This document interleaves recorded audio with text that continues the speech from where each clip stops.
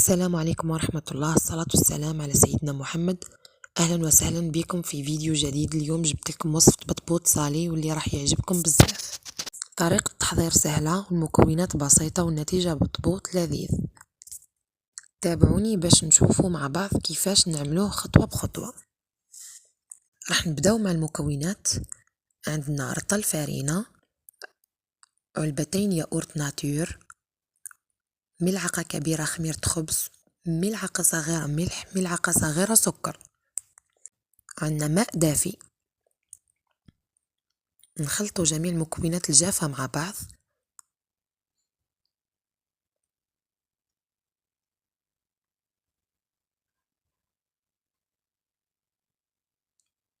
الملح نخلطوه وحده باش يطلع لنا البطبوط تاعنا كي نحطوه يطيب.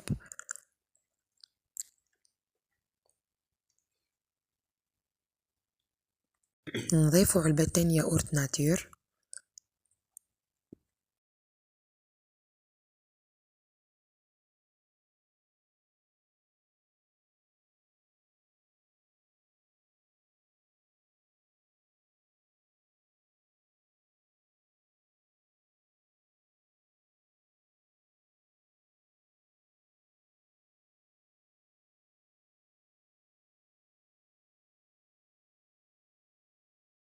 ونزيدوا كمية قليلة تاع الماء حتى نتحصلوا على عجين متماسك.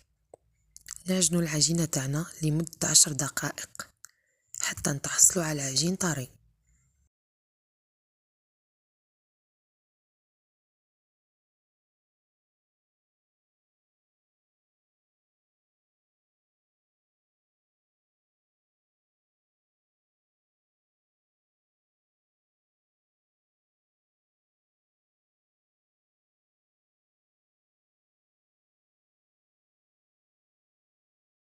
كما راهو واضح في الفيديو. نفتحوا العجينة تاعنا، نحتاجوا الفارينة باش ما تلصقناش. نفتحوا العجينة تاعنا،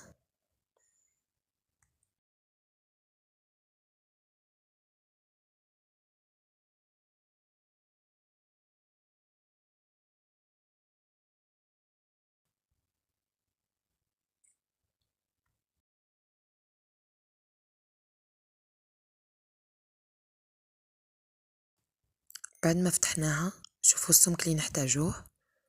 كما راكم تشوفوا نجيبوا طابع. انا هنا خيرت هذا الطابع، تقدري تخيريه كبير تقدري تخيريه صغير كما حبيتي انتي ديريه. انا حبيت هذا القيس.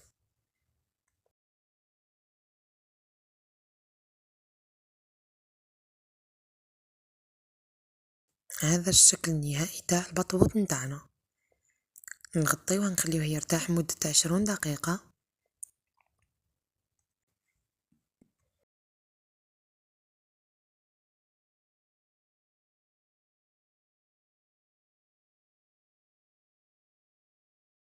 بعد ما تسخن المقلة تاعنا نحطوه يطيب. كي تحطيه في المقلة تبقاي تدوري باش تنفخنا البطبوط نتاعنا كما راكي تشوفي.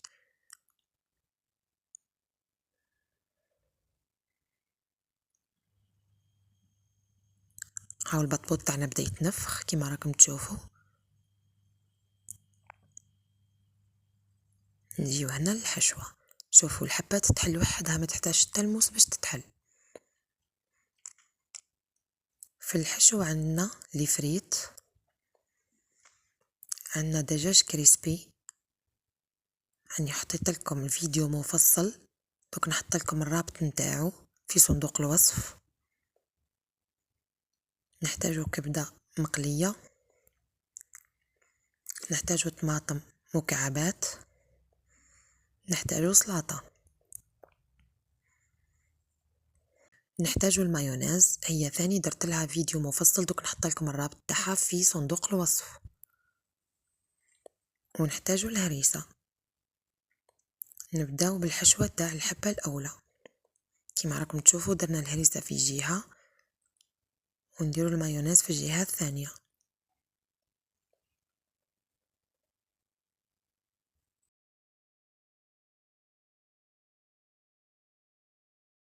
نحطو السلطة،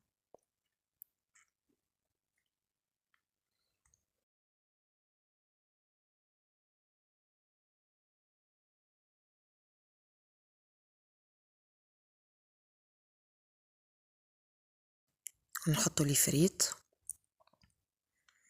نحطو كمية قليلة من الطماطم، ونحطو المورسو تاعنا تاع الكريسبي، ونقفلو البطبوط تاعنا. شوفوا الشكل تاعو. نروحو نعمرو الحبة الثانية تاع الكبدة بنفس الطريقة.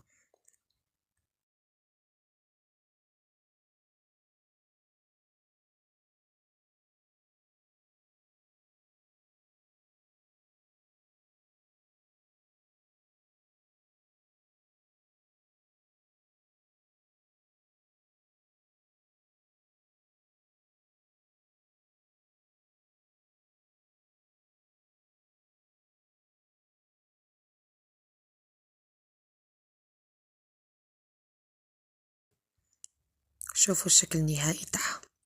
نخليكم مع صحن التقديم.